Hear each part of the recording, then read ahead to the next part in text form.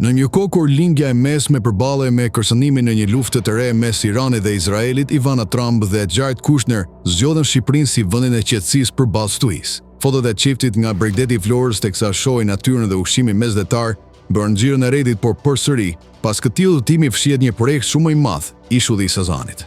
Ndërkohë që tensionet të rriteshin dhe diplomacia botërore përpiqej të shmangte një përplasje të përmasave globale, Ivanka dhe Jared po eksploronin mundësitë për të kthyer një ishull strategjik ushtarak të Shqipërisë në një parajsë ultra luksoze.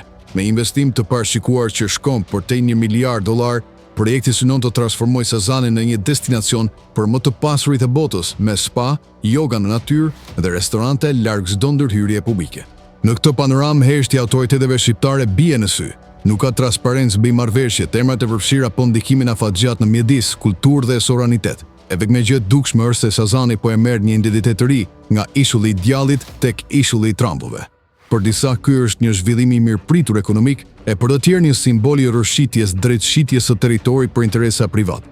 Në vend të një qëndrimi në krizë botërore, Shqipëria zgjodhi të jetë sfondi një tregimi luksi. Dhe Ivana Trump nuk është më thjesht një vizitore, por një ikon e një epoke ku parat përcaktojnë gjithçka dhe historinë e një ishulli të dikurshëm ushtarak.